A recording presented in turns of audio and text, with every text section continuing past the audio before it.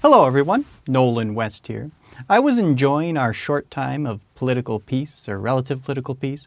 The legislature had terminated the governor's powers and people started to treat each other a little bit better as we got back to normal life.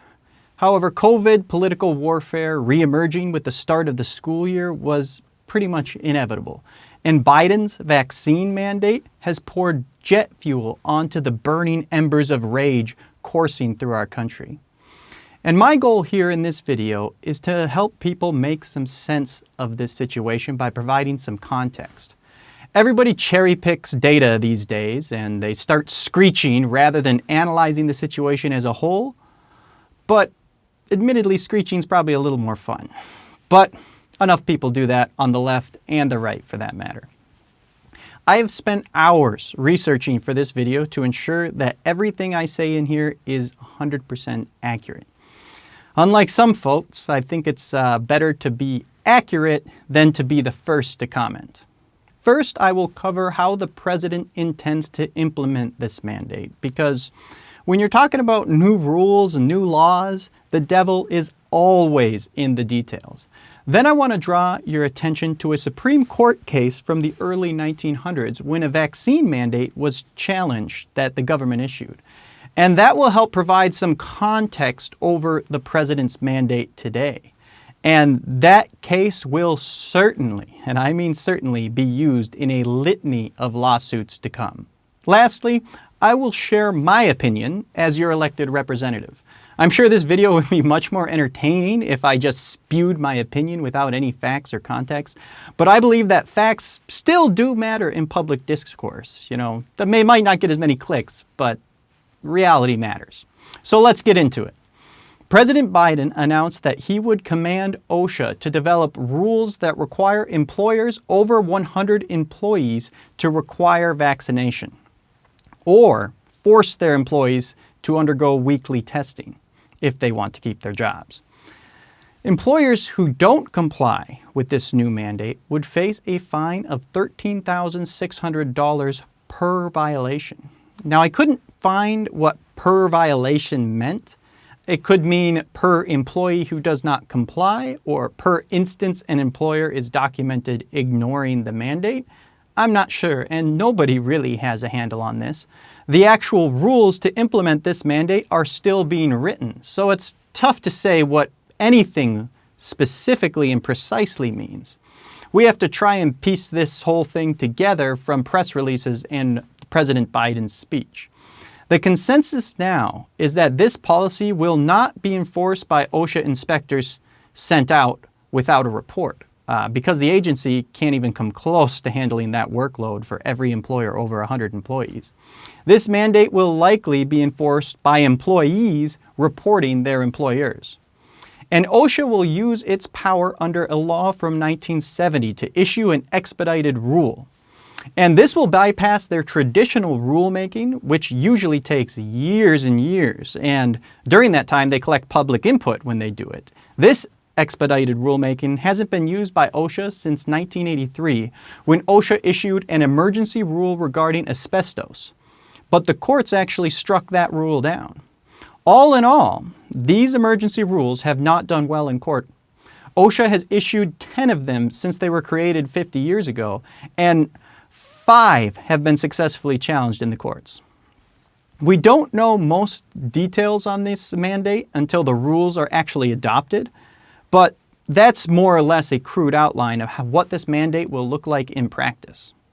So now let's look at the Supreme Court case regarding a vaccine mandate to provide some context to this whole conversation. There is historical precedent for the Supreme Court upholding a vaccine mandate from the government. In Jacobson v. Massachusetts, the Supreme Court held that it was constitutional for city public health officials to fine individuals who do not get a vaccine during a public health emergency. Jacobson refused to get vaccinated during a 1901 smallpox outbreak in Boston and Cambridge, and he refused to pay the $5 fine, which sounds like nothing, but today that's about $140.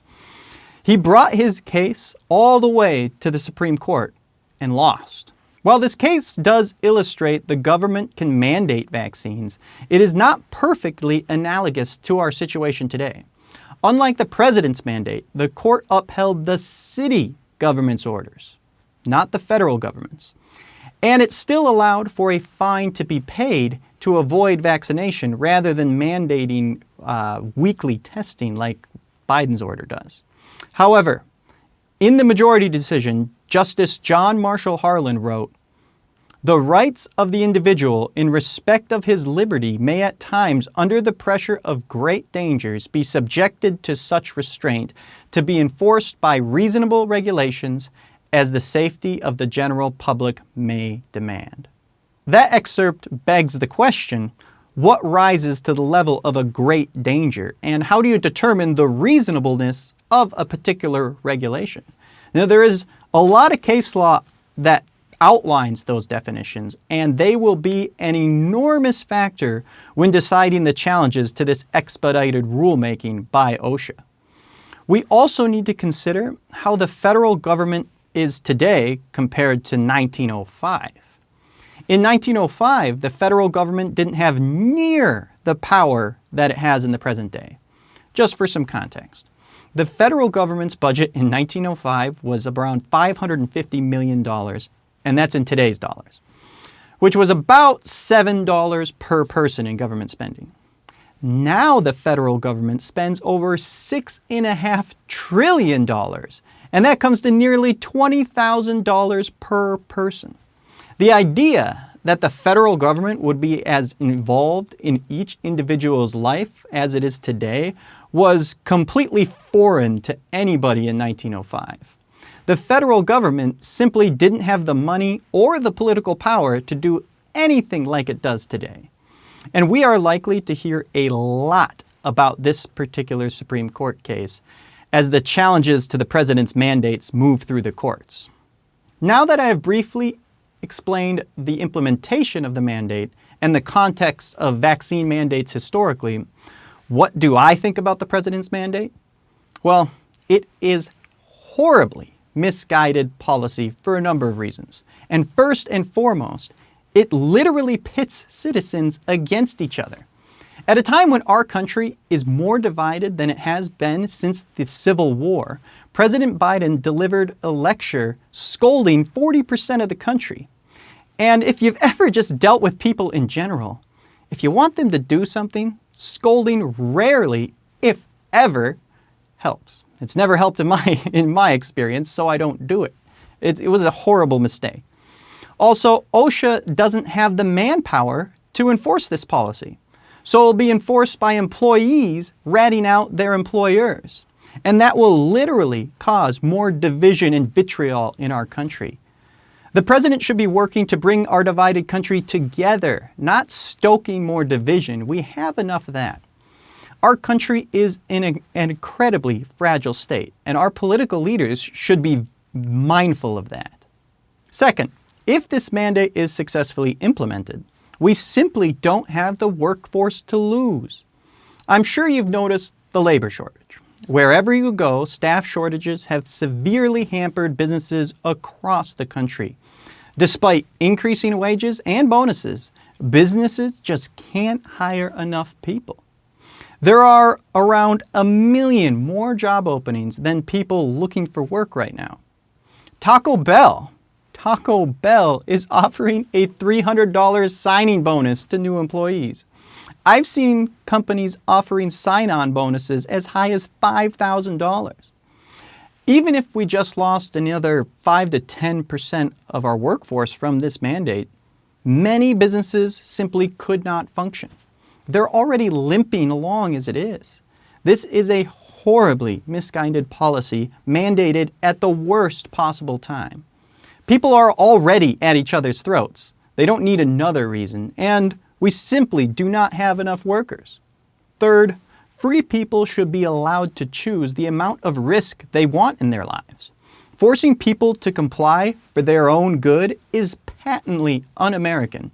If somebody wants to get vaccinated to protect against COVID, great, please, go get vaccinated right away. If somebody doesn't want to, well, that's their choice as well. It's not up to anybody else, much less the federal government. And we already have almost 60% of the people vaccinated. People make horrible choices all the time. Over 30 million people smoke cigarettes. Americans on average consume over 80 grams of sugar a day. 80 grams of sugar a day. That's the average. Tens of millions of Americans consume significantly more than that. And we know that excessive sugar consumption leads to diabetes and heart disease, which kills well over 700,000 Americans each year. And on top of that, over 40% of Americans are obese, which is largely from the excess sugar consumption. Just the reality is, most Americans are chronically unhealthy. And that is one of the biggest reasons that COVID has killed so many people. We have to let people make their own choices, even if they're bad choices. That is what it means to live in a free country. If your preferred risk tolerance is lower than most people, well, you are free to live a good life with modern technology. You can work remote and pretty much have anything under the sun delivered to your door in a timely manner. We essentially live in a better future than the Jetsons. We don't need to be mandating people's personal choices. Lastly, our country has a built-in feature to handle things like vaccine mandates. Our 50 states. The federal mandate is on dubious legal footing, no matter how we slice it. As I've covered earlier, OSHA's emergency rules have been upheld as often as they've lost in court. Case law, like Jacobson v. Massachusetts, uphold local vaccine mandates, not federal ones. Our country was designed to entrust the most intrusive government power to the states, because that is where the people have the most control, and we need to preserve that. In recent years, our country, regardless of whichever political party has been in control, has steadily centralized more and more power in the federal government. This is a major driver of the divisions we see in our country today. And when the federal government intrudes on your life, there is no escape. But when state government intrudes, well, at least you can leave, and that means a lot. While I oppose any vaccine mandate, for the reasons I stated earlier, the reality is it could be constitutional if done at the state level. But it absolutely should not be done and is unconstitutional to do at the federal level. Now, I've probably gone on for long enough at this point, but just to recap what I said, the president's mandate will be enacted through expedited rulemaking by OSHA. The details of those rules likely won't be published for months, so we don't precisely know what it's going to look like. And historically, OSHA has not done well in court with these expedited rules. The Supreme Court case Jacobson v. Massachusetts will be incredibly important in the coming legal challenges, and that case upholds mandated vaccines, but the situation in 1905 was far different from today. As for me, I oppose vaccine mandates because individual freedom is one of my guiding principles when considering any legislation, and people should be allowed to assume the amount of risk that they want. And on top of all that, a federal mandate is completely unconstitutional in my view. But more than everything I've just said, I am seriously concerned for our country, which is the whole reason I'm making this video. We need to learn how to treat each other with respect again. We used to do it, let's do it again. Everybody is so entrenched in their algorithmically generated echo chambers, specifically designed to make them angry. Because rage generates more engagement, which generates more cash for the billionaires who control our public discourse online. That's a story for another day. Go watch The Social Dilemma if you haven't. But regardless of where you stand on the vaccine mandate issue, we have to treat each other with respect. Without that, our country cannot function. So please share this video and engage in a civil discussion in the comments. And let me know if you think I'm completely missing something or if you have any questions about what I presented here today. But thanks for watching, and I'll see you next time.